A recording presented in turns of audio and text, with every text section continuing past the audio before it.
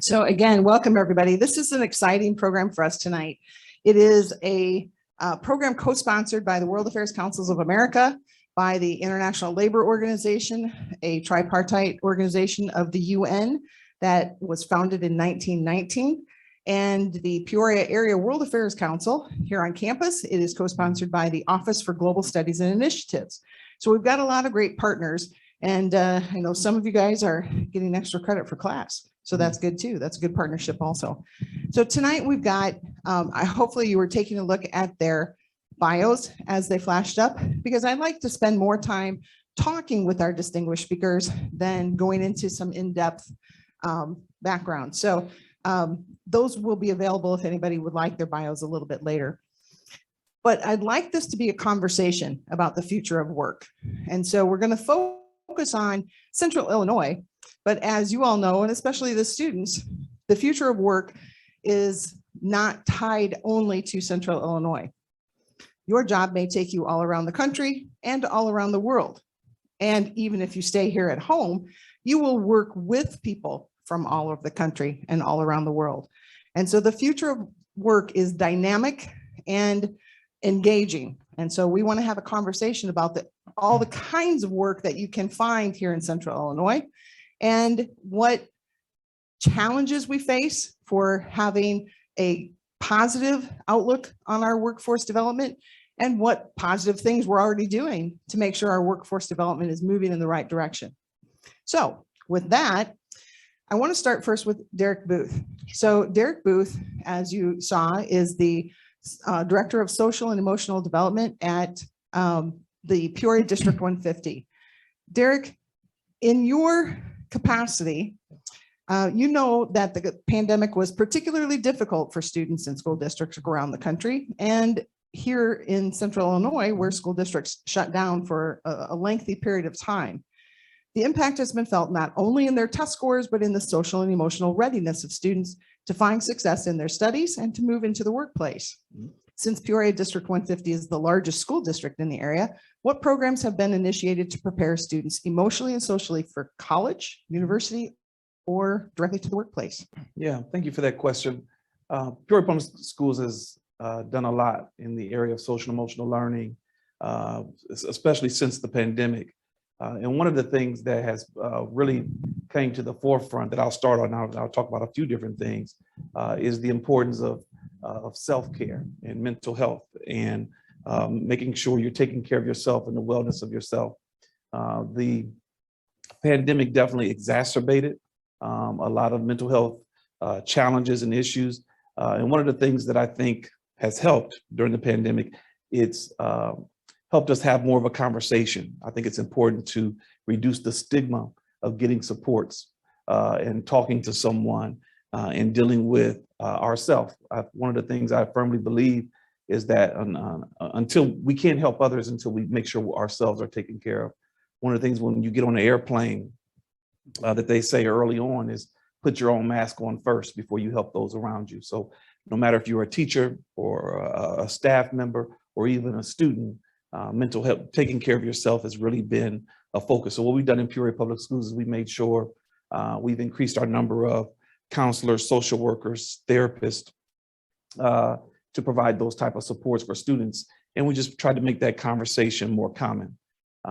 Another thing that's the pandemic has brought out is the importance and the value of technology. One of the things we had to do very quickly within Peoria Public Schools is transition to 100% remote. And we had to do that in a matter of days, literally. And that was not only a transition for our students, of course, but it was also a transition for our staff. We've had a lot of veteran staff within Peoria Public Schools, and for them to start teaching remotely when they're used to the model of standing up in front of the class and providing that instruction was a difference for them. But we had to make that transition. We also learned about a lot of disparities in our school system when we had to transition to remote. So there were a lot of disparities on who has access to Wi-Fi, who has access to broadband. And so what we were able to do during those first weeks of the pandemic is make sure we had all of our students had access to a laptop. All of our students had access to Wi-Fi. We gave them what they're called jetpacks, but it's make sure their homes were equipped with Wi-Fi. So as devastating a lot of areas of the pandemic was, there were a lot of good that came out of the pandemic, and how that will help the future workforce. I've never had more meetings virtually before the pandemic than I do now. That's like the first meeting request that you get. Hardly do we meet in person. And so we lose that social interaction, but it also made the work that individuals do more competitive, because I can live in another city and still provide services in this city or all over the country because of that internet connection. So that's just a few. I can go on and on, but those are some of the areas that the pandemic had showed us how we had to transition as a public school system. Thank you. Michelle DeVore, as you saw on her bio, works at ICC with the workforce development program there. And since not all students are bound for a 4-year college, in spite of those of us at Bradley who would love for them to come here, but not everybody's bound for 4-year schools. And the important avenue of workforce development has always been the opportunities found at community colleges.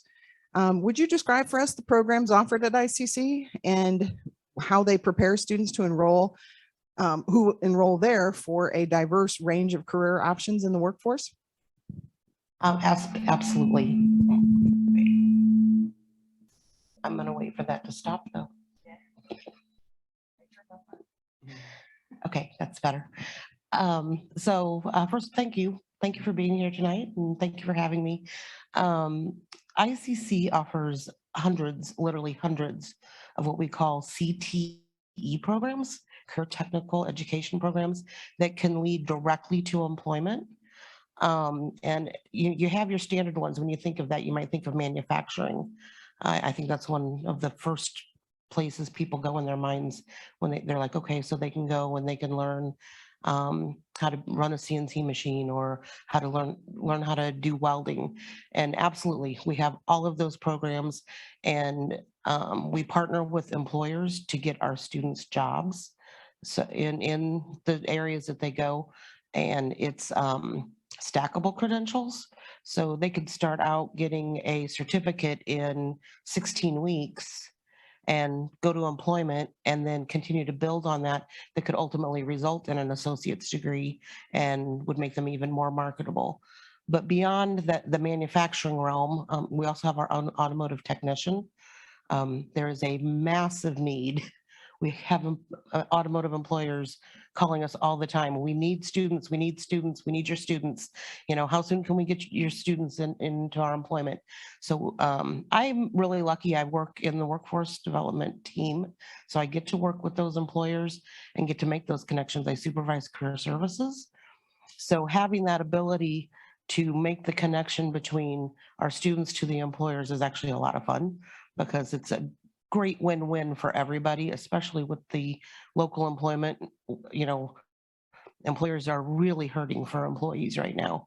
So it's very satisfying to get our students connected in. Besides that, we also, if you're health careers, many our CTE programs in health careers.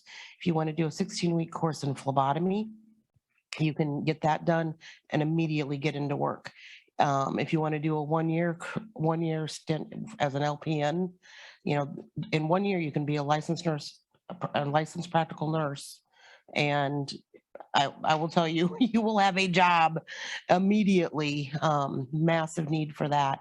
So if you're not in the patient side of things, we have all sorts of programs that are still in health careers, medical lab technicians. They aren't necessarily on the patient side, but they work with the medical lab equipment. They have central sterile service techs, where they go in and they're the ones who will sterilize all of the emergency equipment or the surgical needs. So there's a lot of opportunities there. We have new programs. It's called Health Information Technology, which is combining health careers with information technology, which is a really exciting career path. And you can get that in just 2 semesters. So there's a lot of short-term certificate programs that you can earn at ICC that can get you into the workplace. And then a lot of employers will pay for you to continue your education to come to places like Bradley. We have short-term career opportunities in information technology. You can get a land technician certificate in just one semester and go out and get a help desk job. I have a lot of employers who want that. One of our probably most popular programs is our CDL truck driving program. Takes 4 weeks, and you can exit with a CDL job making tens of thousands of dollars a year.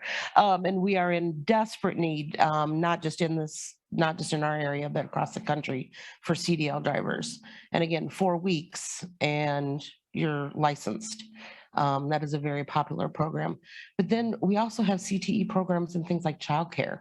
And I don't think people realize that you can go and be certified as a childcare professional, get paid more, go work at a daycare institution, and because you came and maybe did a 1-year certificate at ICC, you can have additional income rather than just walking in off the street.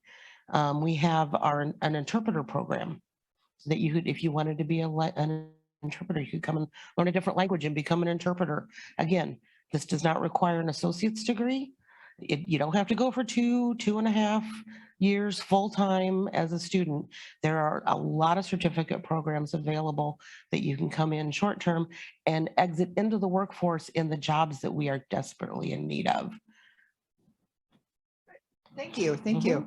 And Michelle mentioned the IT program, and as many of us read in the news, Central Illinois was awarded a big grant that Bradley and ICC and other institutions are going to be sharing. And I've asked Dr. Young to talk about the IT field.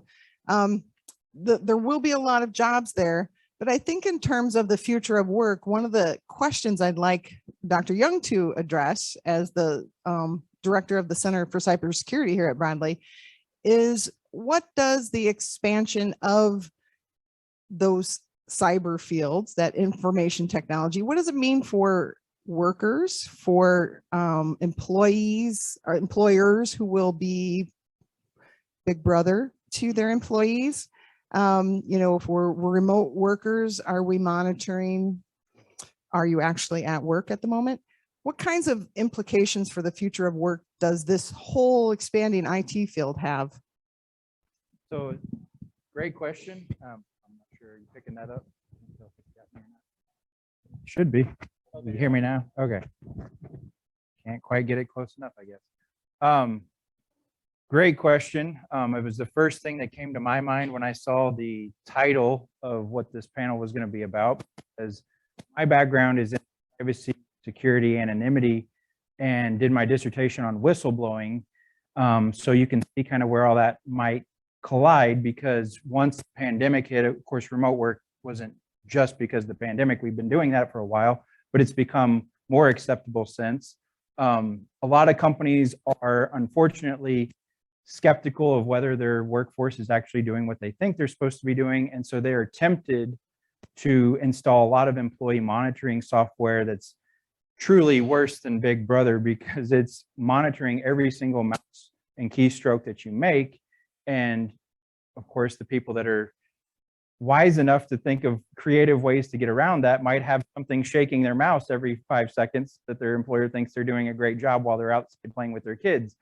So it's not even necessarily telling you the data that you want to collect anyway. And then the employees that find out that those things are taking place ultimately resent you as an employer, because you've broken their trust and they thought that they were contributing, that you trusted their judgment to do the work on the time that you set for them, but now you're looking over their shoulder constantly.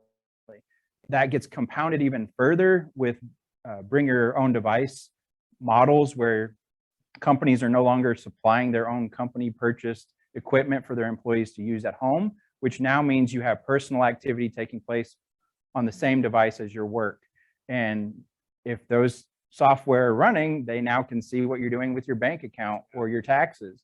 So there's a lot of stuff that unfortunately many organizations had a short time to adapt to the pandemic.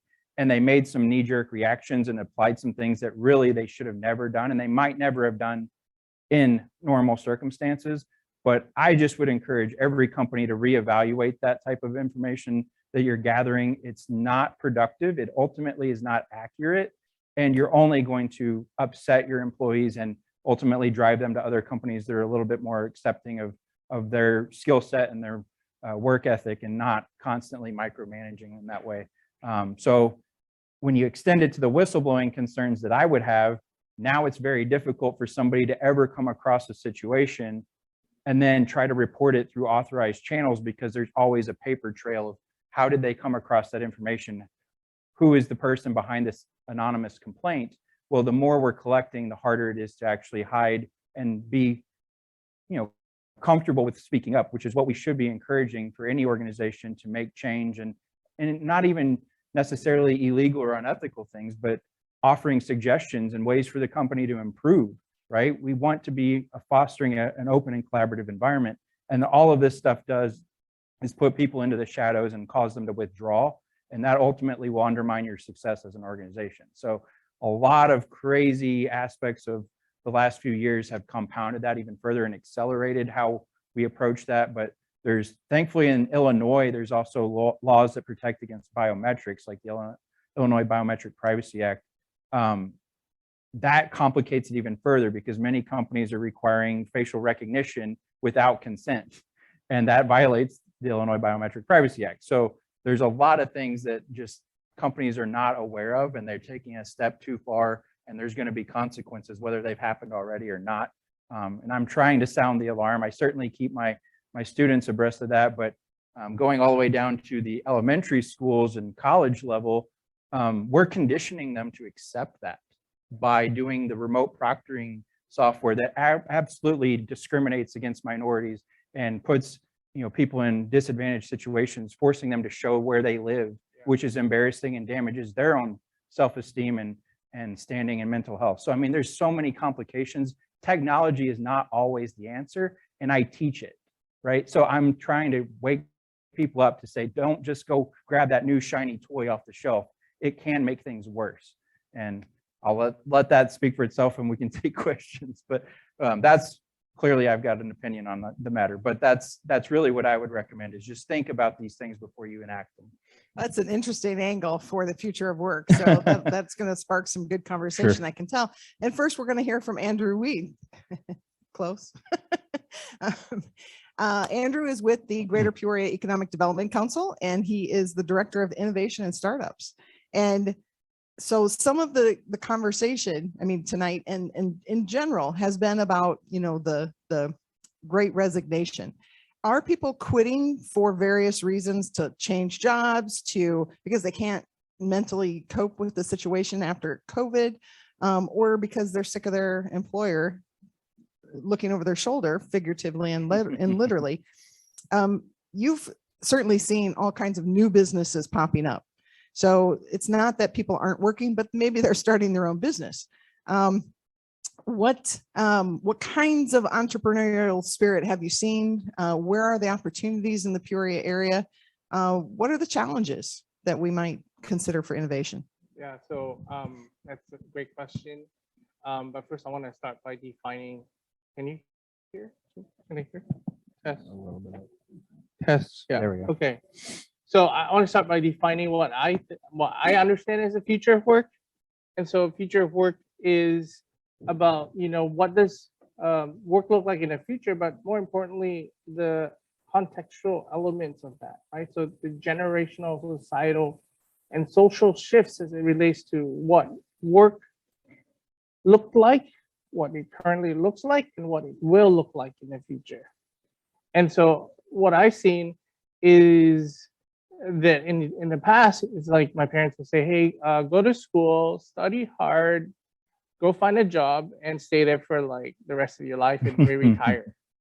And of course, that has changed significantly now. You look at the Great Resignation now, multitude of reasons as to why. But I would suggest that from my perspective, I think they were already not happy to begin with. Right, so the factors just amplified as remote work happened, as the frustration increased and the lack of stability in their own lives caused by macro as well as micro factors, right? Case in point with the coronavirus. And what I've seen is that we have the rise of the side hustles. The people who still have full-time jobs, but they treat the jobs as a job to pay rent and to pay bills, to raise their families. And then they're actually looking to self-actualize. And so entrepreneurship is a pathway for them to self-actualize. So we've seen, they have their day job, and then in the spare time, I have one example of a lady who is selling or buying and selling secondhand clothes of a particular type or value, and that becomes that level of self-actualization out there. And so I would say, given the experience and time over the last 3.5 years here, that's what I've seen a lot of. A lot of people have side hustles, and then once that gets its own traction, because it's fulfilling a need, right? What is the core need after your basic needs are met? I want to become the best version of myself. I want to do the things that I'm passionate and the things that I care about that impact my life, that impact my family's life, that impacts my society, my communities, my neighborhoods. And so at the heart of it, that's what I see as a generational as well as societal and social shift, right? It's no longer just about money. It's about all the other intangible parts of work that will lead to the societal and social impacts. Maybe I should stop there. That'll lead us to some good conversation as well. As a mother of a 27 and a 29-year-old, both of them talk about money's not the most important thing. Of course, they like to buy a lot of things, but but money is important. But the passion, we'll come back to that. Yeah. And getting burned out and not satisfied with your job. Dr. Katani, Amir Katani, is the Vice Chancellor of Academic Affairs at Methodist College. And in the health field, this is where we've seen a lot of folks burn out. We have the greatest need for new employees and for innovation, for the new technologies and the new way that we deal with patients and our own personal health care. But we have seen massive shortages as a result of the pandemic, and people are just burning out too quickly. So since the healthcare services in this region is the largest employer base at the moment, what kinds of steps do you see being taken by medical professionals and schools and elsewhere to survive and thrive in this post-pandemic world? Can you hear me? Hello? Thank you for your question. So I just want to mention the short of the staff is not just only during COVID, it happened prior COVID, because a lot of burnout from healthcare workers. But we did identify this group during COVID. One of my research I conduct about the impact of leadership, how to manage online and blended school and healthcare. And we have to switch over 3,000 students and 300 faculty to online modalities. And one of the challenge happened where a lot of faculty have a great experience in the field, but they are terrified from technology. And again, this is really a lot of challenge where you have to do in a short amount of time, and you have to produce more healthcare workers to the community. And at the same time, how you're going to provide these competencies within the curriculum and support these hospital system. And I do believe there's a lot of opportunity happen during this time. And I know sometimes it just was really surprising to everyone during COVID, but taught us a lot on providing a flexible schedule to these healthcare workers, identify the needs by units, not just only, and listen to high school and increase the awareness about specific program, as you mentioned. Some of them, for example, surgical tech program. And if you ask most of the students about what surgical tech program, a lot of them, they're not aware. This is what I feel there is increased awareness. It's really helped us to really improve on it, provide a flexible schedule, and in addition to the government fund for provide the training, how about changing the whole delivery, because a lot of if challenge happen about for this particular area need to be improved in the future.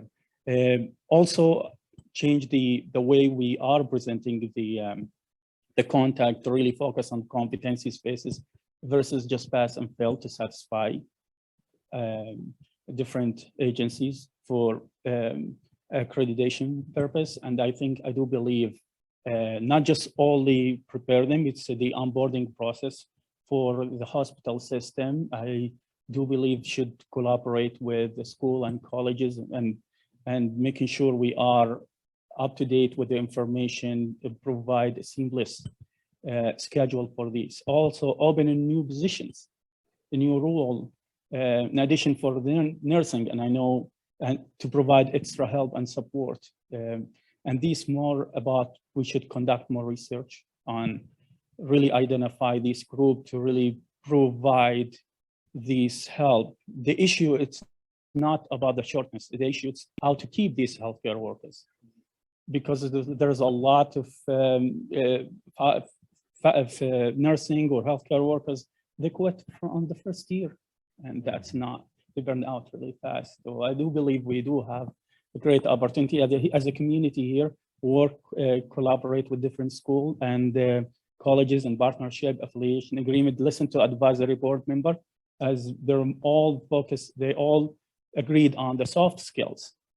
For these students, they go to the hospital system where they need more work on these soft skills. And I think we have great future for this healthcare. I do have a positive view for this one.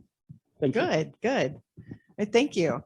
And our last hostess, or I'm the host, our last guest this evening is Mr. Kevin Cassidy. He is the representative to the United States and Canada for the International Labor Organization. As I mentioned earlier, it is the first and only, I think, tripartite. So it's employees, employers, and governments. And it was organized in 1919, celebrated their 100th anniversary here in 2019, right before we all went home and forgot about the rest of the world. But as the representative for the ILO, you have seen the changing dynamics of the workforce around the world, both in the United States and around the world. You know, today's workforce is global and that what happens elsewhere definitely affects us locally. Students here will compete with their peers around the world, whether it's, you know, in remote learning or remote work or by moving around the world.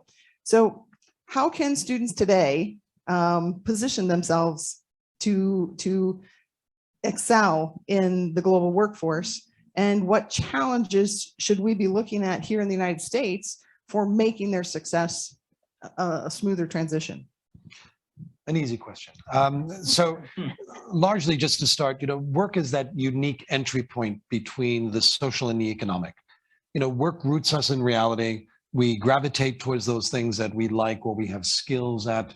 But the nature of work has been changing. You know, in the past, and some in the audience today, when you first started a job, you know, you can front load your education by 16, 20 years or 22 years, and then live off of that for 40 years. So the future of work means lifelong learning. You are going to always have to upskill yourself, reskill, and even change careers.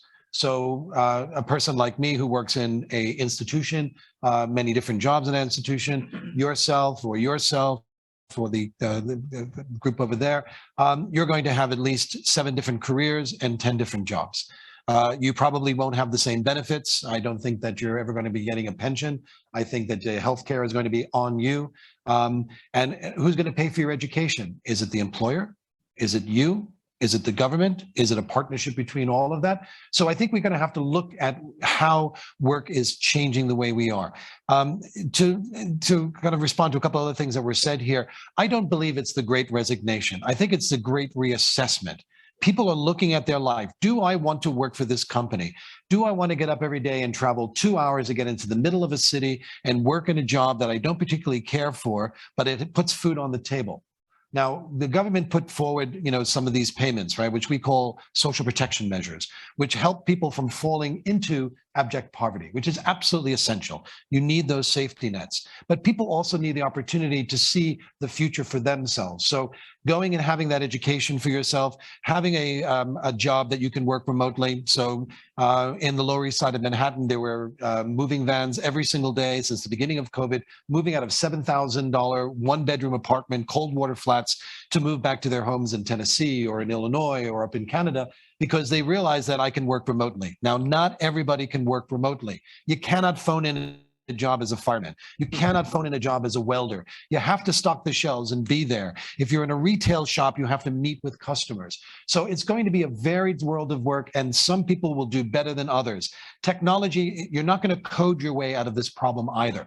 Right? Because as it was said about technology, I mean, again, it's not to disparage it, but to say that employers are now looking at the productivity of the workers at home, the mouse, the clicks, the keystrokes that are being done as well too. Now, that measures your time on doing an interaction with work. Time is a very poor measure of productivity, and especially if you're a knowledge worker. The US is an innovation economy. You have agrarian societies and agriculture, you have manufacturing, you have financial, you have knowledge, and then you have innovation. And that's where I think the US will surpass many other countries. But don't get too comfortable, because you can learn to be better at learning. So lifelong learning skills, knowing that you're going to be competing against a lot of other people, knowing that you're going to have to shift your careers and around, and know what you want out of life. Right? I mean, not everybody is going to make a fortune for themselves, but people have decided they want to. For example, during COVID, many women who are in the workplace realize, I'm working my entire job to pay for childcare. I had a lot of colleagues, professional colleagues, that didn't want to do that. They also looked at it and said, well, women have other barriers: violence and harassment in the workplace, lack of advancement and opportunity, right? I get 78 cents on the dollar that a man makes. And in the US, that's one of the highest in the world. Women always face multiple forms of discrimination in the world of work. So there is a variety of different ways in which we're going to respond to this. And work has always been changing. Technology has always been here. You went from from a canoe to a sailboat. You went from a plow to a tractor. We are going from doing work physically to doing things in virtual space. The jobs that you are going to have in the future don't even have titles yet. 60% of the jobs that are going to be available in 30 years are going to be created, right? You may be a protoplanet harvester to go and get rare earth elements or extraterrestrial elements to bring back to Earth to use. You may be a metaverse planner, right? To create lives for people online. You may be an algorithm bias editor, because as a human, we put biases into our coding. We don't even realize that. Right? You may be a wilder. It's a really fun term, right? It means bringing wildlife, and I don't mean bears and all of that, but it's bringing in the flora and the fauna back into cities. Because as we move from high carbon to low carbon, as we start to look at this transformation, it's going to affect not only the way in which we use, energy, it's going to affect urban planning, transportation, agriculture. Your whole world is changing, and you're on the front line of that. And you have to do that for less, because you are competing not against that person or that person or that person, but the millions of other people in the world of work who are also struggling to find their way forward. That's both hopeful and scary, but I want to be a wilder. So a couple questions I've been writing down as we chat. Today was the big table for the Chambers of Commerce, the Greater Peoria Economic Development Council. There were academic institutions, the school districts were represented. The idea is that everybody has a seat at the table and talks about the issues facing our region. And the last session was similar in its title, but I think we've got a much more dynamic panel here. But one of the questions that was put to the table then are, what are the challenges for work locally? And they spill over to globally, but local challenges such as transportation. I can sign up for those classes and take them for free at ICC, but how do I get there to do that? And if I have a job, how do I take time off my job to take those free classes? Because it's still going to cost me then because I'm not working. Childcare. How about drug testing? We've got legal use of recreational drugs, but not every workforce allows you to have that in your system. So what are some of the nuts and bolts of challenges for the workforce of today that's going to lead into the workforce of tomorrow? And anybody can take this one, or everybody can take this one. And I'm sorry, think about it just for a minute. If you would like to ask a question, maybe I can ask Alan, would you take this other microphone? So if you've got a question out in the audience, I invite you. Actually, you know what? We'll just put the microphone here. So when you have a question, just come to the microphone and ask a question, okay? Turn it on. We'll leave it off so that there's not a hum, but come to the microphone and ask a question as well. I don't have to be the only one in this conversation. So what do you think about the challenges, the nuts and bolts challenges?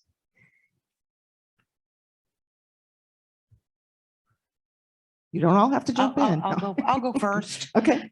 Because we face these every day with our ICC students.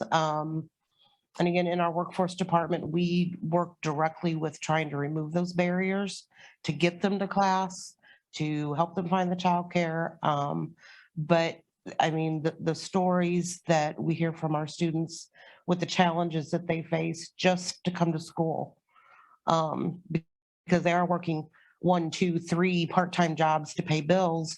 And we're going, just come to school. It's all good. And, and they're like, I need to take care of my family. So, as was mentioned, we do have programs available through grants and through employer sponsorships that will help offset some of that. We actually are able to pay some of our students to come to school and pay for their education. So ultimately they end up debt free. So we do have with the CDL program and some of the healthcare programs and information technology and manufacturing.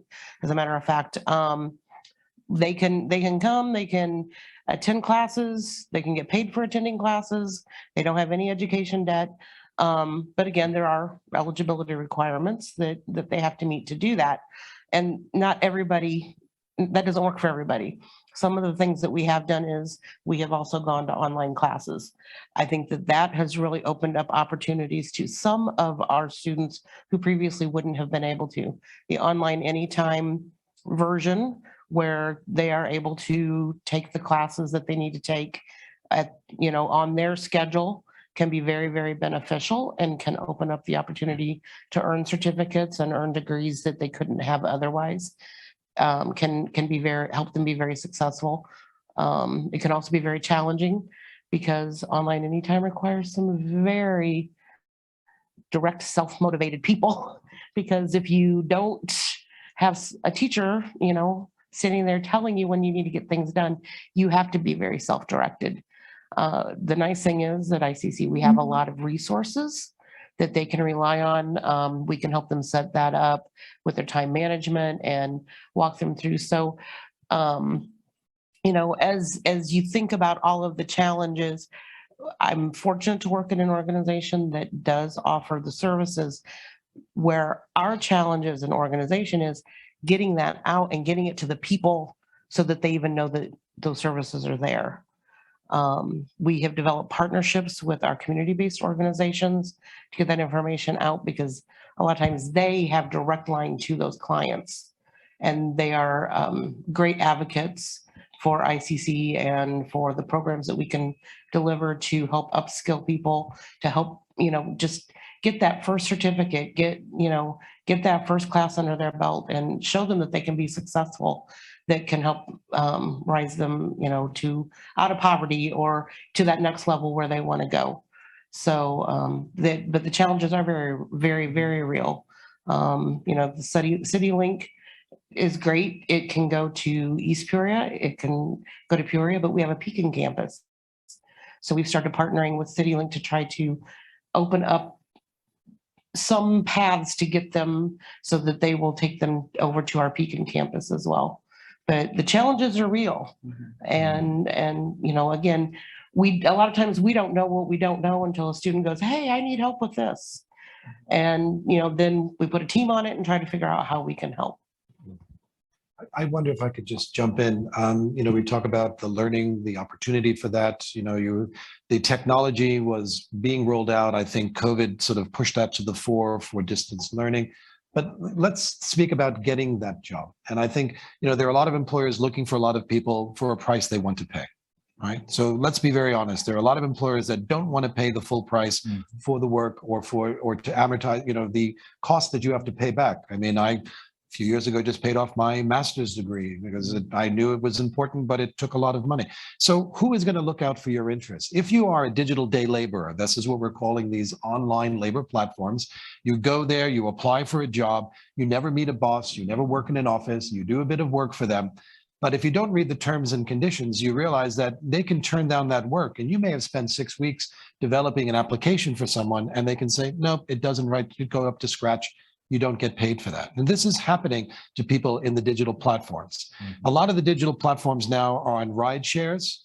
Now, you talked about the word side hustle. There is no Uber driver or Lyft driver that I've ever spoken to who says that they can make a living out of that. It puts an extra bag of groceries on the table. It gets them out of the house so they can talk to people, but it is not a profession. DoorDash, these are all the same thing, right? So you've got either food and ride shares. Those are the two big uses right now of the digital platforms, but you are a disempowered worker. Who is looking after your interests? How do you negotiate for better terms and conditions for yourself? So this gets back to what the main role of the ILO was. It was to work with the employers and workers to say, you can't treat people like commodities. And that if you impoverish people, that is going to create poverty everywhere. So poverty anywhere is a threat to prosperity everywhere. So someone has to be there to look after your interests. So it's not to say that, the old traditional trade unions, which a lot of business people have a visceral reaction against, which I think is a bit wrong, right? Because an employer, the CEO sets their salary. CEO salaries at the top firms today are 351 times greater than the average worker. It never used to be that way, right? We're in it together. Artisans used to make more money than the executives, but the management consultants in the 60s and 70s convinced everyone that senior management should make the money. So it hollowed out the middle. So who is negotiating on your behalf? So when we speak about unions, I just want to confirm, for you that it is just about helping you amplify your voice. I'm not worth 10,000, I'm worth 50,000. I don't want to work for no health care. I want to have some time off, right? These are the benefits that you as young workers may not think about, but you need somebody to look after that interest for you. Now, enlightened employers will want to keep talent because it costs about 18 months of a salary to rehire somebody for a job. So you want to get somebody in that job and keep somebody in that job. So I ask the employers today, treat your workers well, pay them a living wage, and that can be statutory or it can be negotiated. Make sure that they get the benefits that you would want to appreciate yourself. And if they do, in fact, want to join a union, where I see a lot of young people around the United States today who I never thought would unionize, for Starbucks or Amazon, demanding not big money, they want to be respected. They want to have security in the workplace. They don't want to work for a company that said, well, COVID had struck, you made $17 an hour, you had a crew of 13, now we're closing the doors, you're going to have to work with 10 people, same hours, and we're cutting your salary down to $9. This was happening to people your age out there, right? And if you accept it, then that becomes the norm. Who is then going to stand up for you? So it's not to say that you all have to join unions, but I think the issue is to say, who is going to negotiate on your behalf? And we hope the employers are enlightened to do that, but you're going to have to stand up for yourselves because you're not going to have those safety nets for yourself that were so readily available to people in earlier generations.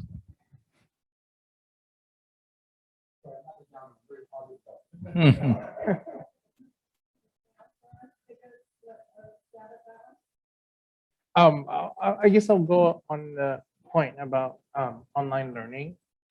So I moved here from Boston 3.5 years ago. I was working at MIT in the space of entrepreneurship and innovation leadership. And we also had online classes. And the thing with online classes, especially when you learn on your own time, is that the completion rate is super, super low. Less than 5% of all the people who enroll actually complete. Of course, if you want to get a certificate, you're incentivized, of course, to pay and also, of course, to complete. And then, so those were what we call MOOCs, which are massive open online courses. And then MIT came up with this idea of stackable credentials called MicroMasters, where you would take half of your classes online, and then after you complete that, you get a certificate, and then a certificate would let you come to MIT or any other institution anywhere around the world that has an agreement on that particular subject matter area. Case in point was supply chain that was started. And so I think the nuts and bolts, essentially, you were kind of alluding to, and then the whole issue of transportation. I moved here from Boston, took the bus for 2 months. What would have been a 10-minute ride was an hour plus walking. And that was kind of crazy. And so the inequity, and today at the big table, I don't know if you guys have heard of the big table, we came together to talk about the diversity and inclusivity and equity components of life. I think we really need to look at that in terms of the future of work. What does that equity look like for the variety and diversity of the people that will need to be hired? I need to mention one more thing about the online, and I know, especially in healthcare, it's really challenging when you want to teach. When you want to teach students, and as you mentioned, provide blended or hybrid modalities. The challenge here, when you mentioned self-discipline, and how about the content? How we're going to build these content based on provide these interaction between the student and the content, and provide more simulation to help them and engage them with the content. And this is where most students here like to see more activities on. The student want to do application, and in order for them not just sitting work on these discussion questions to satisfy the student, the faculty, they just want to do things so that they can see result. And I do believe the more quality on these content in the online environment, it will allow us to really increase our, maximize their learning and help them to really improve their skills. Somewhere in the middle, then, between the all online and the all in person would be beneficial for many students looking for the credentials that they need.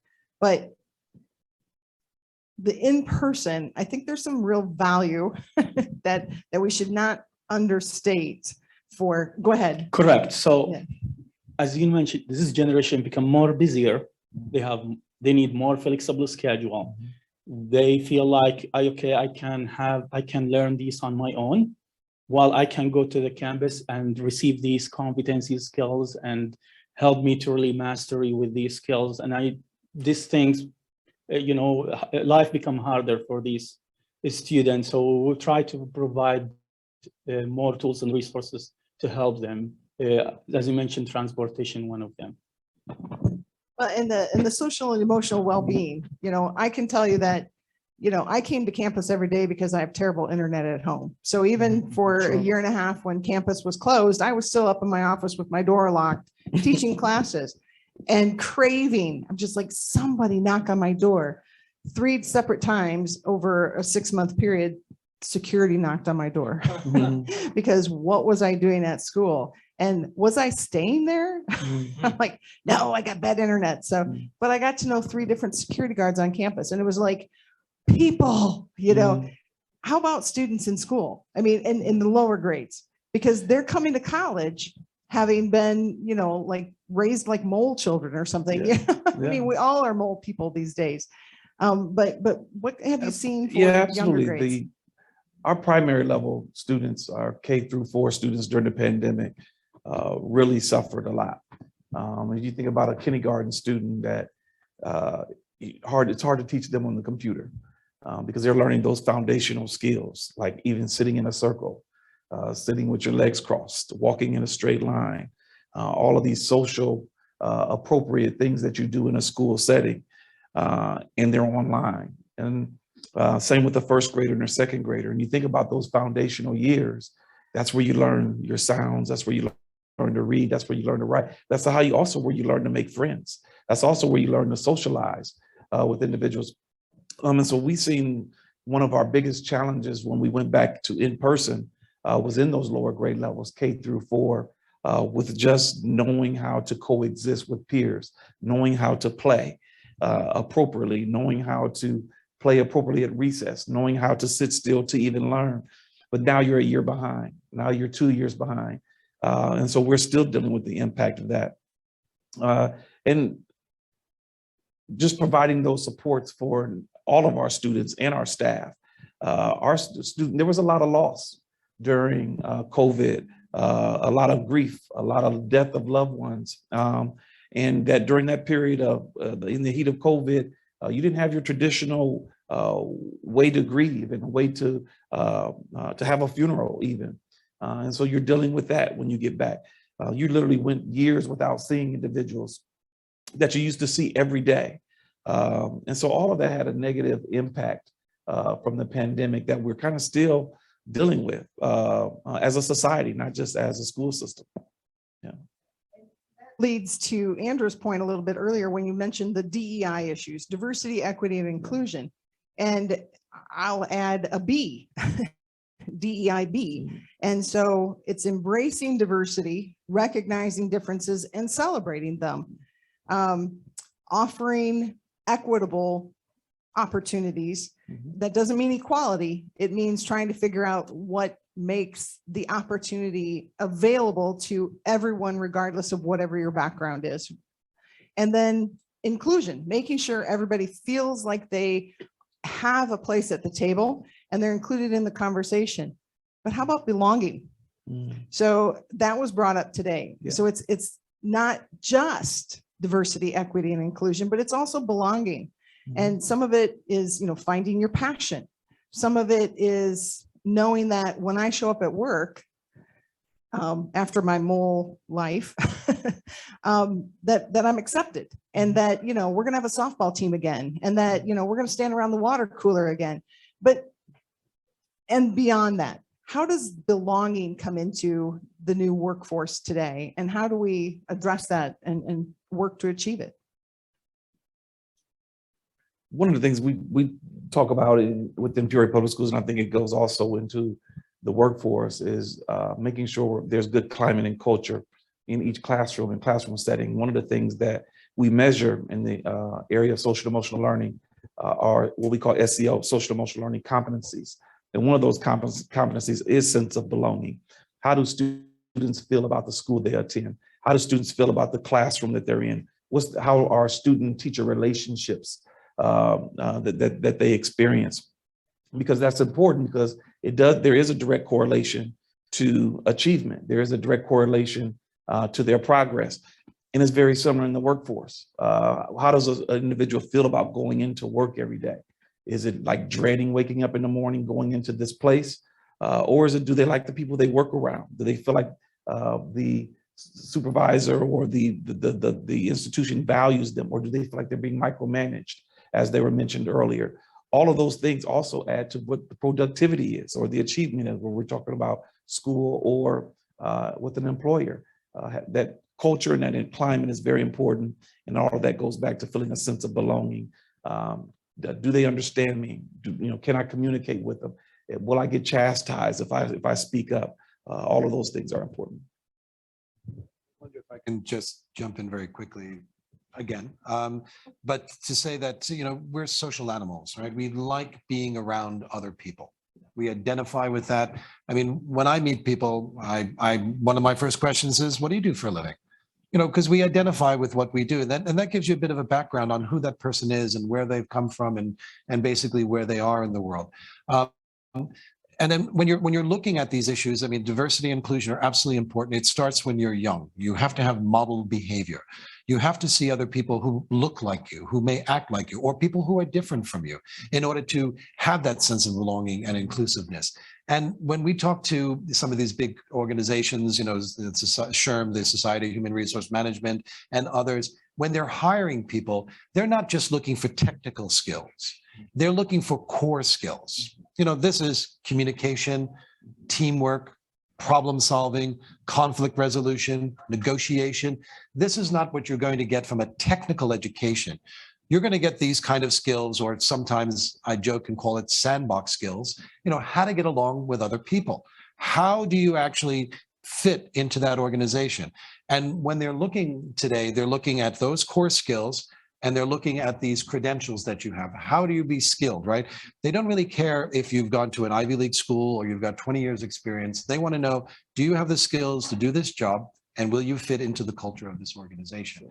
So it still is a very human-based approach, and you cannot just push it away because we're going to be doing digital technology or working in these, very important areas. I mean, at MIT, David Autor and Eric Brynjolfsson, they've done a lot of work on these areas, and so it's really important to say that work is still going to be people-centric, and the ILO really believes in a human-centric approach to moving forward, because machines, AI, technology doesn't buy goods and services. It's people like yourselves who are out there who are making the economy grow. So you can have all the technology in the world, but it is not going to increase the economy itself. Thank you, everyone, for all of your insights.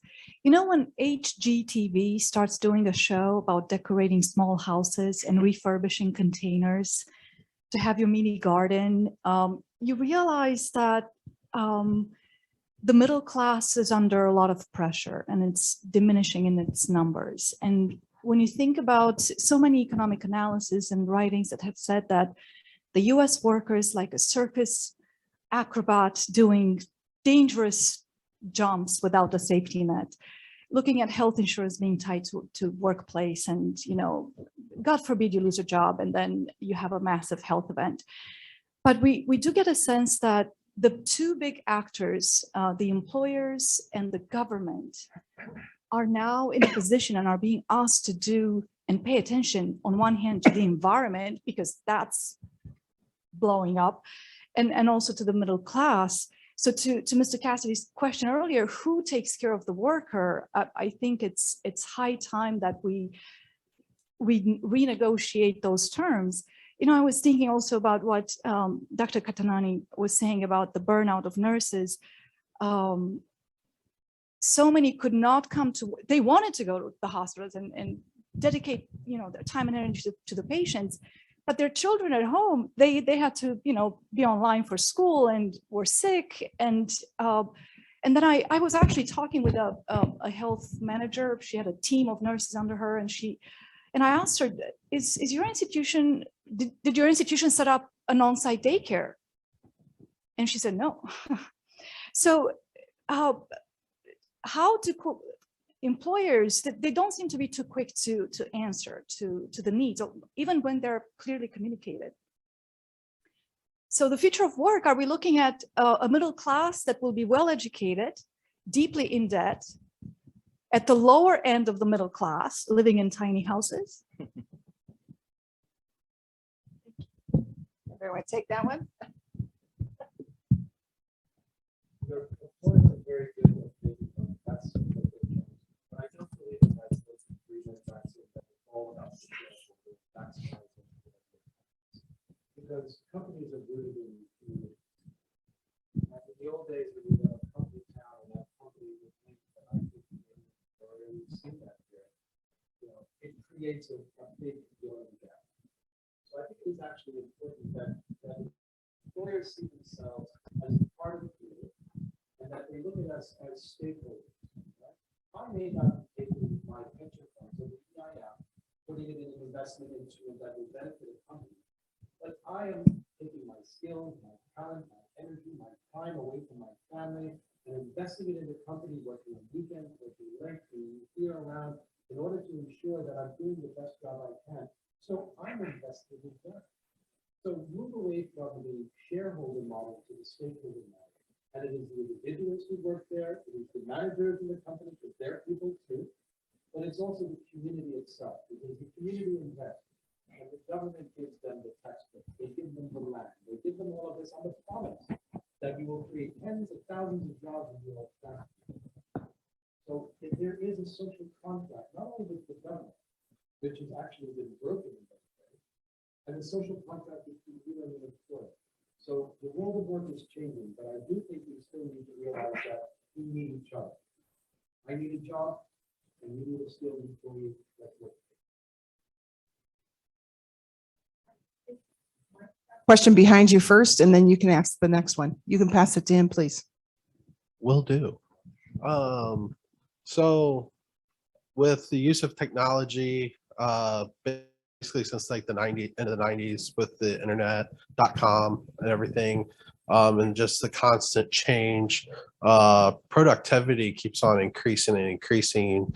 And I feel that where does that cap off at? Because I feel employers are keeping on pushing and pushing and pushing for more productivity, especially in the States. I feel like around the world it's different, like mainly like European countries. But where does that cap off? And do you think that this is also part of the reason why you start to see unionizations in Starbucks and at Amazon warehouses?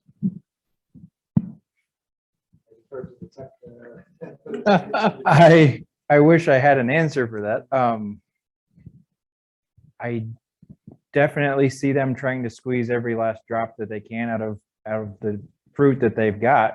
But it's going to eventually automate a lot of what the human element is responsible for, which then means less opportunity for the traditional jobs and more shifting to those that are educated on those types of skills that have that. And it's a much more macro issue than I'm qualified to speak on, but I think that's where you're seeing that bigger threat to workforce development. Like, what if those jobs don't exist anymore? If the self-driving cars, self-driving trucks, well, why do you get a CDL anymore, right? So that's where they'll get more productivity, because there's not a person involved anymore, right? They just eliminate that variable. So I wish I had a positive spin to add to any of this conversation, but that's unfortunately where I think the next evolution of that is, and it's already happening. It's not like a secret. They advertise that that's the direction they're headed, but there's always going to be something else that we want to try to extend from there, right? So the key for me is trying to get students to be interested in those that will still be there, and not look at what would be ultimately dead-end careers in the next 5-10 years, because then you didn't really invest in yourself to prepare yourself for success. And just to go back to the belonging aspect of it, any student I come across, I try to combat the imposter syndrome. I don't know if you're familiar with that concept, but it tends to be that people sit in a room full of all different people they don't know, and they just assume everybody knows more than they do. And so they're scared to speak up, they're scared to contribute, and everybody else in the room is thinking the same thing about everybody else, right? So when I try to recruit students into an IT career, they're fearful of, oh, I got to do all this math, I got to do all this coding. Especially for cybersecurity, every discipline has a role to play in cybersecurity. I need psychology, I need political science, I need law, right? I need everybody on board, and you can find a niche anywhere in the field of cybersecurity. I need trainers, I need people that can speak, clearly and communicate well with the people that don't have that technical background, right? How to help them understand why these technical policies are in place. Nobody wants to do anything when you just tell them don't do that, right? They need to understand the why. So you have to have a very multidisciplinary approach to cybersecurity or any problem ultimately. But students are fearful or self-select towards other professions or careers and academic programs purely because they talk themselves out of pursuing those more advanced or, in their mind, scary professions that they don't think they're qualified for. And I constantly try to fight that and get them to realize, one of the ways I say it in class is like, I may be up here, you may be paying for this class thinking I know an answer to everything, but I'm going to tell you right now, I don't. And you won't either. No one ever could possibly be an expert in all things technology. If somebody says they are, they're lying to you. So just get that out of your mind now and realize you're going to be able to speak general technology, foundational concepts, but you are going to develop core competencies by doing the work in your career. And there's too many varieties of those jobs that you're only going to be a master of one. And don't be afraid to ask for help and to admit where you don't know something. But there is a tendency to put up walls and to avoid those types of uncomfortable situations. And I think that's where we've got to encourage people to pursue things that aren't comfortable, but that will have a bigger payoff down the road. That's my biggest contribution I can make to that tough question. Can I add to that? I want to Yep. address the issue of efficiencies and the exponential growth of efficiencies. Yep. And I also want to talk about what Kevin had kind of brought up, which is the social contract of that. Now, the first part I want to challenge really is faster always better, right? Is faster always better? Because when that becomes the only metric by which you measure the success at work, you may miss out on different things. For example, I have a very spectacular failure because of efficiencies that led to this particular failure being aired all over Twitter and Reddit and forever enshrined on Ellen and wherever else. Where I'm getting at is also the issue of the social contract. Now, to Kevin's point, he was talking about the social contract of the company, right? But then then we get into, well, what does that look like on a larger perspective as it relates to the company and then society and the world that we live in? And ultimately, how do we, create a sense of belonging? And perhaps also that social contract needs to be re-looked at and rewritten from the perspective of governance too. Just to be slightly funny, the students left here. Do you know how to write script? Have you been taught to write script? Cursive. Oh, you do. Sorry, see. Script. Yeah. Yeah. Oh, right, that's right. You write scripts all the time. Yeah. See, the nomenclature is changed as well. A lot of young people are not being taught how to write cursive. Right. So you lose that because your interface is a keyboard. When I had my first job and I went to the UN and I said, I speak Chinese and I can program in Cobalt and Fortran. So you see, he laughs because you don't have that anymore, right? So technology changes, our skill sets change. It's not as dramatic as it seems in the movies, right? It's not going to be Total Recall. It's not going to be, the end of the world, because at the end of the day, we as people like to interact with other people. Technology can enable us to do more. So when humans are working with technology or AI and machine learning, there are certain decisions that we have to make as people to run those machines. That's why for the ILO, when we look at this, it's a human-centered recovery and moving and building forward together, that we have to make sure that those decisions, and technology is a political decision. It's not a technical question or an efficiency question. And I'll give you an example. In sub-Saharan Africa, almost 70% of the people who live there work in subsistence agriculture, which means on small farms, they're putting down plots and growing food to eat, right? Now you can go in with a GPS-enabled combine harvester with soil mechanics and testers and all that, and you can have food security for the world, right? But you don't have a job. What are you going to do with the tens of millions of people who lost their jobs? Who's going to be buying that food? We don't make enough money, right? So I think we have to be really careful about the fact that this political relationship, this technological relationship, and this personal relationship we have to work in tandem. Otherwise, if one gets too outsized, then you have, and I'll go back to earlier, we saw some of the military people in the audience. The dirty little secret about the ILO was that it came about at the end of World War I. Tens of millions of young men were coming back from war and they knew how to do one thing, but they didn't have jobs. So we had to find a way to create jobs, to create a structure for jobs. Because if people knew to do one thing, if they can kill people and they can't put food on the table, then society goes out of control. So I think it's a political question, it's a social issue, and it is something that I think we and let's call it our species, the human race on this planet, and climate change is part of that. We have to look at these issues very, very carefully. Can I ask the question? So Kevin, do you think it's a systems issue? Do you think that, we're growing one part of the system, but then, it contracts on other different parts and all impact one another? I think so, but I mean, we're in a very privileged position here in the US. I mean, I work with people in global supply chains. I go to export processing zones in Indonesia or in Vietnam. And so where you have 98% of women in the workforce, and probably more than half of them will tell our people on the job, on the factory floor, they had sexual advances. They have been harassed. They have been, told that if they don't give themselves over to the boss, they lose their job.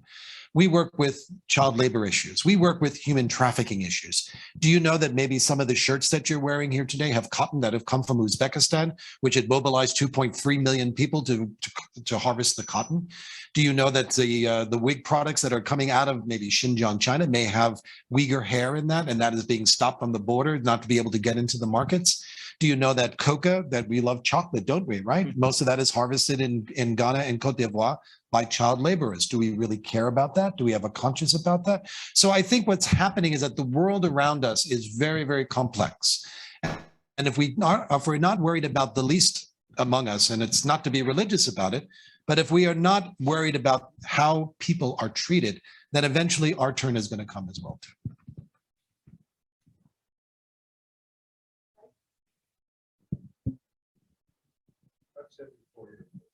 I think you got to turn it on though. Just push up.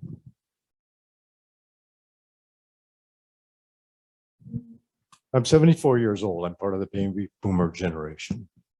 I know for a fact that my children will not have the same standard of living that I have enjoyed. When you talk about the great resignation, the great reassessment, I think it's a Great Depression again. What kind of future do our children have to look forward to in this society? We're the only industrialized nation without universal health care. What is the government doing to offer future security to our children and our youth in this country today? With the debt that they have to undergo for an education, it's a form of bonded labor. You have to work 10 years to pay that off. Is there going to be a future for retirement for our children? Or are they going to work until they drop? Now, you can talk about technology, changing jobs and all this kind of things, but who is going to support all that? Whose responsibility is it going to be in terms of corporations or the government to give our youth hope? Hope for the future. That's what they need. You can talk about burnout, but why? Why is that happening? Are you looking at the underlying causes? What is happening in terms of technology, invasion of our privacy? Does that give us hope or more depression in terms of our future? So how do we overcome these obstacles? I mean, we are supposedly the most industrialized country in the world. Are we acting like it? You talk about the side hustles, Uber. They're going to tax-free countries, they're hiding all their profits, privatization. Private companies can do better things than the government. I don't buy that. They're just giving more profits to people and big corporations to hide the money. It's less taxes for the government to help people. So these are the underlying questions to me that I say, where is the hope? Where's the hope for our children?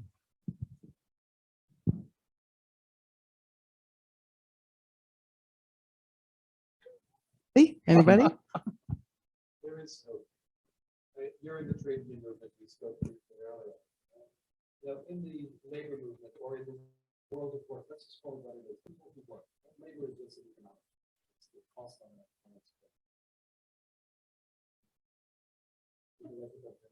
Because I told myself I'll be quiet. So when people are in the workplace, right, we have to be treated, I think, in a way which we use this word a lot. We use the F word a lot, fairness. That is not the language of business. They're looking at profitability, productivity, share of market, top line, bottom line. I mean, it's all of these kind of mechanics. And some have lost their way. But you know, some of the earlier industrialists were actually quite good at this. I mean, Henry Ford started the 40-hour work week here in the US because he wanted people to be able to use the time off to spend the money that they have earned, to create a greater velocity of income. He wanted people to buy the car. He wanted the people who were working on that assembly line to be able to afford that car, right? The ILO's first convention is on hours of work. You know what it was? 48 hours. It was a 6-day work week, you know, Sunday off, right? And then eventually we realized you need time off, you know, to decompress, to relax, to meet with family and friends, right? And recharge your batteries and go back to work. So I do believe that as we move forward, people start to understand this, because when systems break down, we don't see it until it actually is at that precipice. But I do think that there is hope for that. I think young people, as I said, they're standing up for themselves. They want to be recognized as individuals, as someone who contributes to that company, right? It doesn't always work, but I do think that we get to a particular point in time, and if it doesn't work and everybody is their own boss, or I mean, be careful, CEOs and CIOs, because artificial intelligence and machine learning will do better and faster computations than you will. So I think actually management is the next endangered species. So let's work together on this. And we do have to require that social protection measures, social safety nets, access to education, access to healthcare, right? Nutritional assistance, right? All of these are going to help us be better, be a better country, be a stronger country, be a bigger economy.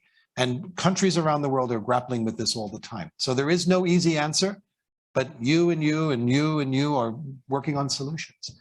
So let's move forward in that direction, and let's ask those tough questions, because if you don't ask the questions, people skirt the answers.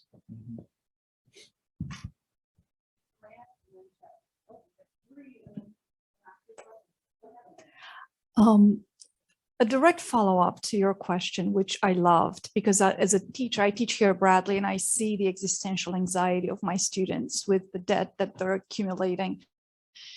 I wanted to have a question, because you're coming from educational background, labor union organizing, and global economy, and health organizations, and cybersecurity, and community development.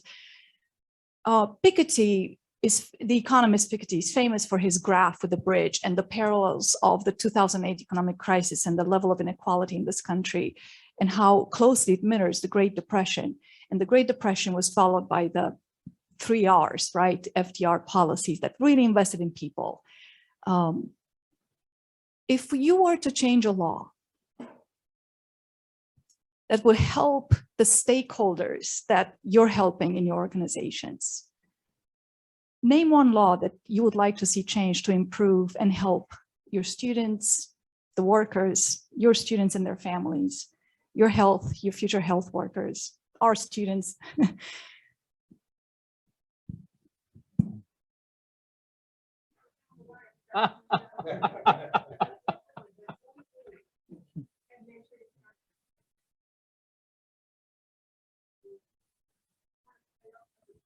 And well, I don't know if it's a law necessarily, but you know, I would obviously like to see education more readily available. And I'll just say I have a child in college right now, and the debt and, you know, watching it and knowing that he's going to be struggling with that. I have others that are still paying off their student loans, and I had to pay off my own student loan. So making it, and I don't know what the right answer is, but we ask people to be skilled. We ask people to learn. We ask people to, that become lifelong learners, which I completely agree with. We have to continually learn, but then such a high price. But now that I'm in higher education, I actually came from the business world, so I've only been in higher ed for 3 years. But I'm looking at it differently because now I understand what the cost is. So I'm going, oh, That's why, I mean, we have, very talented faculty who deserve to be paid very well and the resources. And so it's like, how do we make that something that is affordable for all? Well, but then who's going to pay for it? I mean, who's going to pay the faculty? Who's going to pay for the buildings? I mean, there's a cost there. So making it free, there's still going to be a cost. So does it go to the taxpayers? I mean, so I don't know the answer to it, but if I could do anything, I would love to offer free education to anyone who is open and willing to step into that.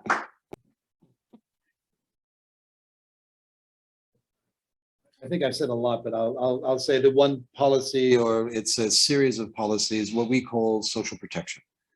All right, let's not get hung up on the word social. It just means for people, right? For the society itself. And social protection is a lifelong cycle approach.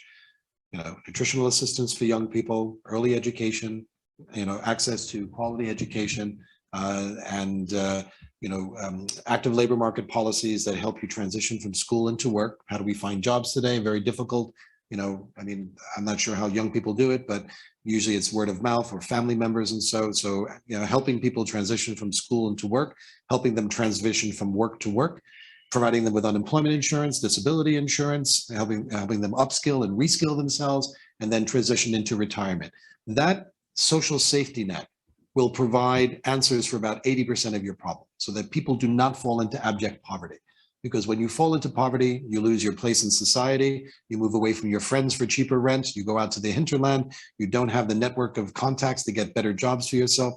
So it is a series of public policies that support society and make sure that we are all in this together. It's a good question. One of the things that comes to mind is, especially in my area of social emotional learning, is really reimagining how education is done. When I think about, I talked about the primary level students earlier, but also think about that high school students that's graduating high school. So many of them walk across that stage and they get their diploma and they don't know what's next. And sometimes society says, well, obviously next is go to college. And that's fine for some, but it's not fine for all. When I think about reimagining education, I think at the basics, definitely students need to learn to read, and our reading levels across the country are dropping dramatically of students reading on grade level. Students definitely need to learn how to write. Students definitely need to learn math, those basic skills. But once we learn those basic skills, I think exposing students to pathways, exposing students to careers that exist now, and then also careers that's going to exist in the future. Expose them to what that wilder will be. Expose them to that. And then what do you need to do to become that? Because I think when students can identify their passion, identify their interest, that would increase their motivation to learn. That increase their motivation to attend school. Now they connect the why to school. A 5th, 6th, and 7th grader really don't connect the why to school other than I need to complete this to get to high school. But when that student completes high school, they're not connecting what the importance of high school was because they don't know what's next. Many students arrive at college not knowing what they want to major in, not knowing what they want to be. And then many students only decide what they want to be by what they've seen or what they've been exposed to or what their parents were. It's a small gap to what that is. And for individuals that grew up in poverty, what they were exposed to is even more limited because a lot of times they weren't exposed to that professional. So in a nutshell, I would really want to see education reimagined. Lastly, I'll share this. When I ask individuals, what makes you successful at what you do? When I ask professionals, what makes you successful at what you do? I get answers like their work ethic. I get answers like they're passionate about what they do. I get answers about they're good with people. Hardly anyone ever, no matter what their profession is, and I do conversations with teachers, doctors, lawyers, you name it. Nobody ever says math, English, science, or social studies. None of those things are what makes you good at what you do. But if we can focus on those intangible skills that makes individuals successful, and then attaching that to what their passions are, that's one of the things I would like to see done. I want to add on your law here. One of the law I would like to see, or the implementation for the future generation, it's identify the student skills early alert. How do we really identify the student? By tracking their progress on the competencies level. Well, the student have the ability to really know what their skills need to do in order for them to really perform these skills. It's not just only about pass and fail, where we are really put the student in a position where they feel like I need to satisfy my faculty or I need to satisfy my institution. It's more about what's my ability to really to do in the future so I can help the other and can make an impact. And I do believe these things make a huge difference on the student to have the ability to really make the difference in the future. Thank you. I got a couple thoughts that came to mind. The first one's going to sound a little off topic, but I think the indirect impact of it would actually improve a lot of things. But as far as a law that I would like to see changed, the Espionage Act, I don't know how many of you follow maybe the stories that you've heard about Edward Snowden, or go all the way back to Daniel Ellsberg with Pentagon Papers.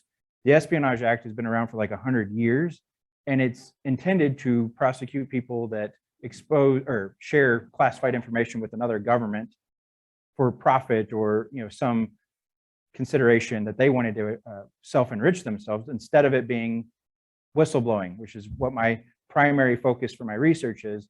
And so we've seen that law weaponized against people that are just trying to expose corruption or illegal practices that should not be there.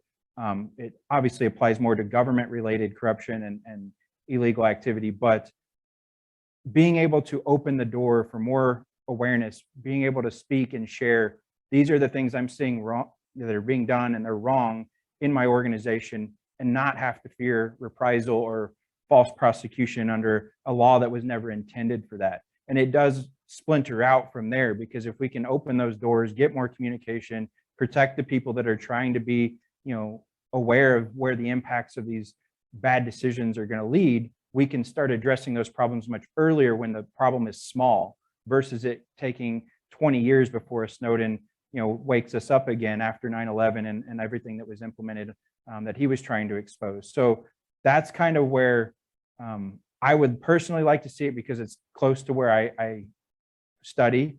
But I can also tell you that we need a lot more done on the privacy and security across the board, because students often come into my classes and I ask them, do you think privacy is dead? And they say, yes. And I said, but why do you think that? Is it because you don't care about it? And once I open the door of how their privacy is being violated constantly, and then I show them how they can do something about it, they beg for more. It's not that they don't care about privacy. They don't know how to reclaim their privacy. And so that's a critical social concept that is being lost, but it's not because it's a lack of want. It's they just simply have resigned themselves to, this is the world that I'm in, and I've never seen a way to reclaim my privacy. So more done in that area would be a huge benefit for everyone, especially those that don't have the knowledge or skill set to combat some of these data brokers that suck up your data no matter how you interact with the internet or companies. And that's where I see a lot of people just absolutely flabbergasted when I expose how this works and that it's happening to them 24/7, no matter what they do. But they care about it. Don't get me wrong. They absolutely care about it. They just don't know how to do anything about it. So I'll let you take that one. But So I think legislation is good. I think it creates opportunity for transformation, but I also think legislation in many cases also is also obstructive, in a sense of you're required to meet specific requirements. Case in point, in terms of the Accessibility Americans for Disabilities Act, right? You're required to meet minimum standards for specific things to allow for accessibility to happen. So similarly, if we were talking about the future work, the social contract, and and what is mandated, I guess, by law for businesses, they're just going to go, oh, we're just going to meet the minimum required standards as it relates to human resources and the diversity, equity, inclusion stuff that we're doing right now. That's a huge focus, which is absolutely great. But let's talk about not just the legislation itself, but rather the spirit of what that law or legislation should achieve, right? As opposed to just meeting the minimum requirements. So in terms of sort of the legislation side of things, I wonder if that's the best way to go forward. But rather, coming back to the whole social contract piece, to invite companies into a new pathway of engaging with the community in the long term. Case in point, we have, for those who are not familiar or not from here, we have a material science startup called Natural Fiber Welding that's transforming Peoria. They raised 85 million just earlier this year in a B round. And they are committed to Peoria, and they're committed to Peoria because they see the impact of what they have managed to achieve here through the, I guess, for lack of a better word, unwritten social contracts of people actually helping them before they were even successful. So.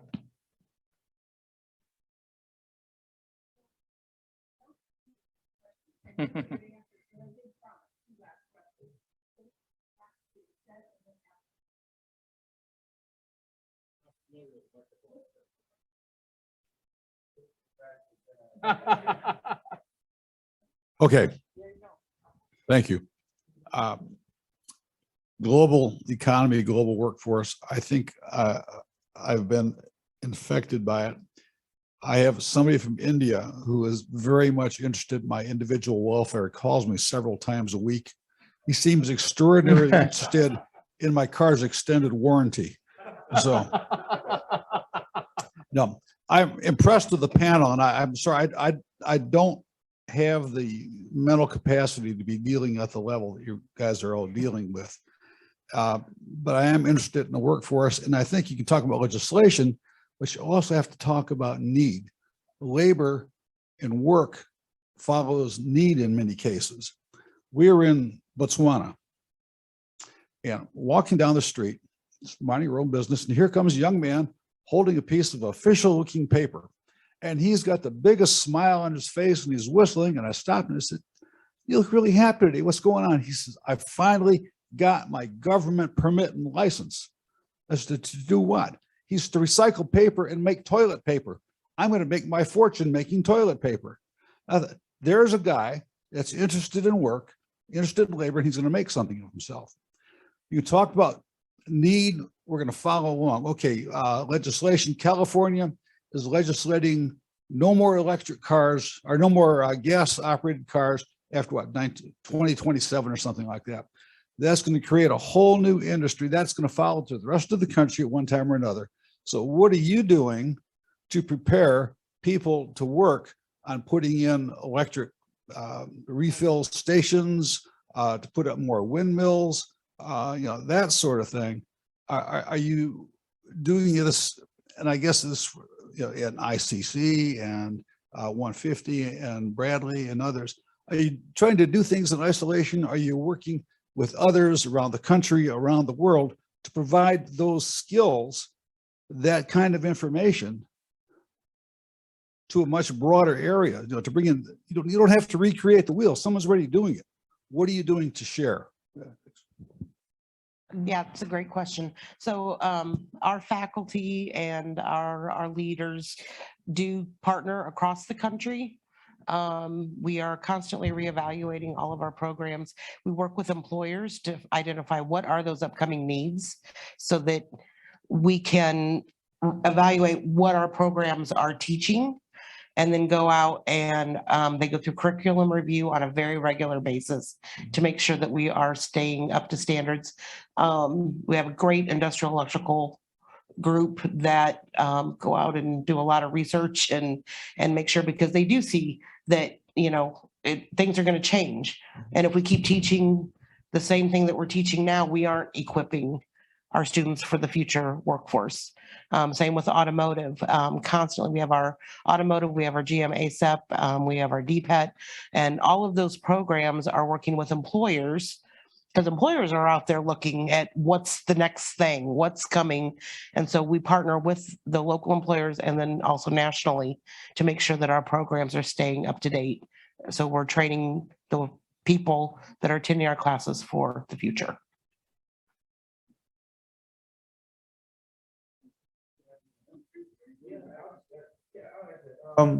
Very similar to, and ICC has probably one of the best, is getting recognition for one of the best workforce equity initiatives in the country, with a lot of their pathways, and many of their pathways are not, doesn't take 2 years to get that certification.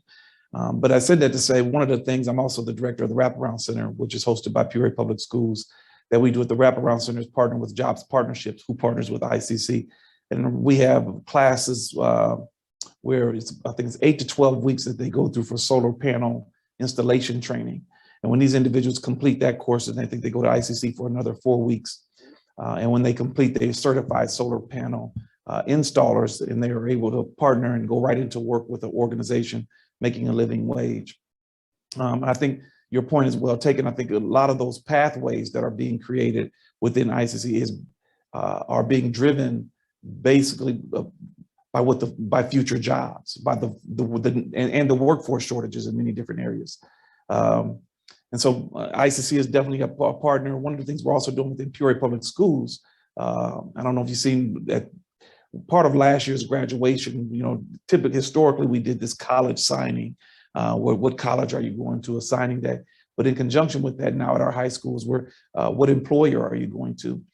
Caterpillar has partnered with Peoria Public Schools that while we have juniors and seniors, they go to school half a day in the morning, then the other half of the day, they're working on site at Caterpillar. And very similar to some of the partnerships we have with ICC with some of the pathways that we're doing as well. Just trying to teach those students skills, expose them to those skills earlier, but then also giving them high school credit or a dual credit. We have many students graduating from high school, not only with a high school diploma, but also an associate's degree with some of those certifications. And all of those certifications are driven by where the workforce is going or where the shortages are.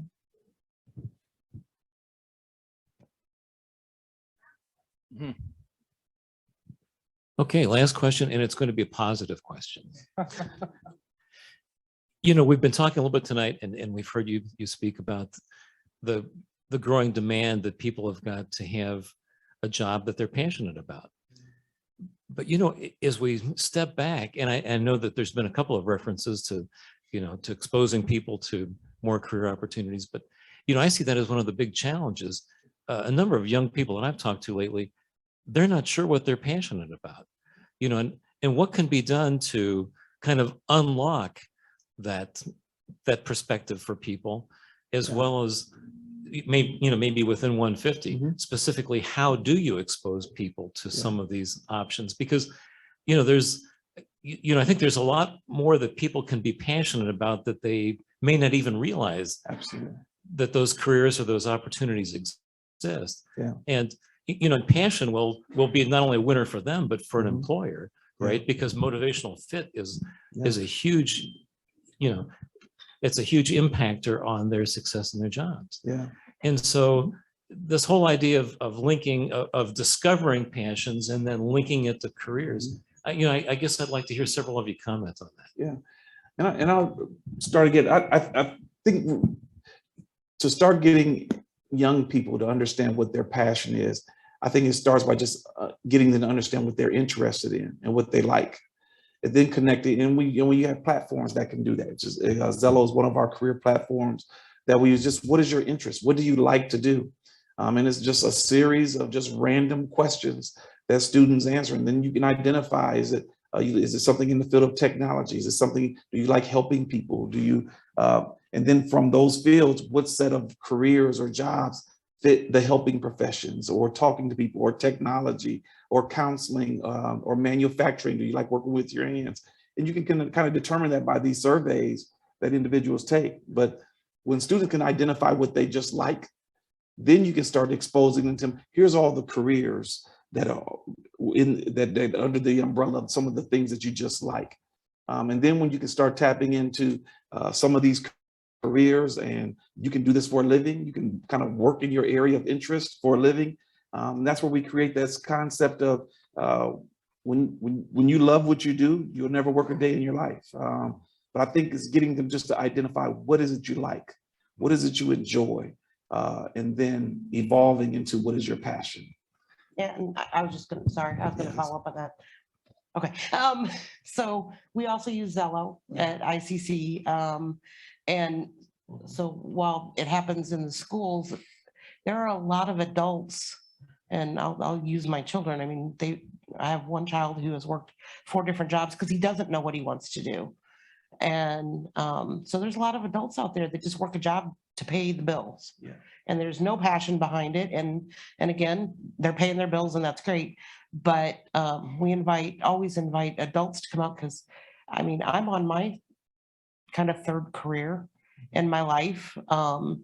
And you know, it's very different than what I was doing before, but I've been fortunate and I've been passionate about all of them because there's been some underlying themes that had I taken some of these personality tests that are in Zello or Myers-Briggs, there's all kinds of them that we offer, you would see that there's a common thread in all of my jobs and that's because they've all been mine's helping people. So that's one of the things that I'm very, very passionate about. And if you look at all of my careers, but I think I'm one of the fortunate ones that did it without really knowing or was naturally drawn to it.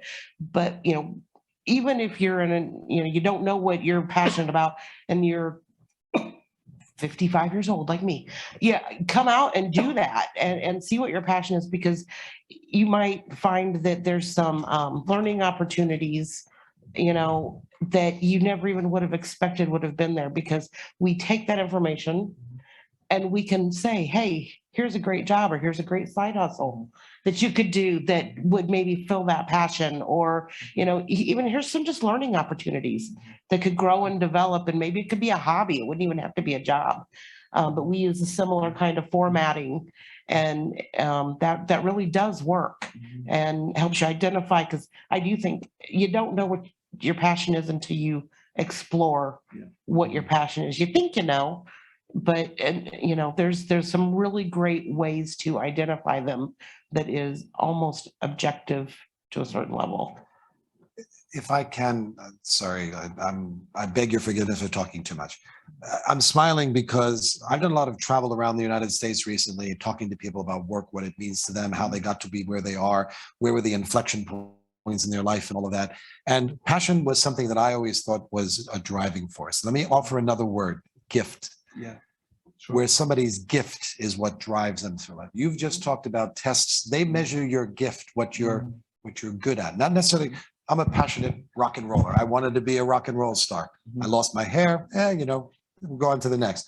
But I know what my gifts are, and I gravitate where that gift is. So I would just say that look at people with what their gift is, because people are passionate about things that are ephemeral. It's the music, it's the movies, it's this or that. But a gift is something that is innate in you, and that will come out. And if you do that well, you're going to be very successful at that job, whatever it might be. I think that's a great point. I'll just follow up. One more important thing to help individuals tap into their gift is putting them in front of people that are working in a variety of industries that may inspire them. And that's why I think it's so important that there's diversity in a variety of industries. And so we want to bring in a lot of speakers. We have a lot of programs within Peoria Public Schools. One of them is called Horizons. And that's where we just bring in individuals from a variety of different careers, put them in front of kids, tell them about what you do, tell them what you like about what you do, tell them how much money you make, how much money they can make, because people also need to see people, and they need to see people they can relate to, and then to inspire to be like. But I agree, it at the end of the day, that inspiration is also have to align with their gift. Thank you. Yeah, so I think, oh, okay, can you hear me? I'm sorry, I just completely blanked. What was the question again? We're talking about the gift. Right, right. So, yes, I'm back. Okay. So I was very fortunate as a child to be exposed to the multitudes of countries. Not everybody has that same level of exposure. And I would say, as a parent myself, really the responsibility of a parent is to really give the child as much opportunities to expose themselves, to play, to discover. And to the extent that they are able to discover or play in as broad as a sandbox as possible, this brings up the multitudes of opportunities, the engagement with people that don't look like you or don't talk like you or behave like you. And so, there's this huge trend now where like these 20, 30 somethings are going off to travel.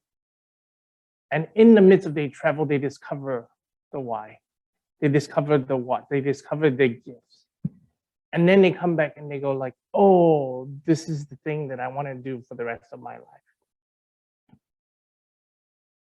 I would just kind of echo what I've said before about we need all disciplines to work in all aspects of our life and help with our economy. And so within my realm in cybersecurity, students may have a inclination that they like cybersecurity and that they want to go down that path, but they don't know where specifically they fit.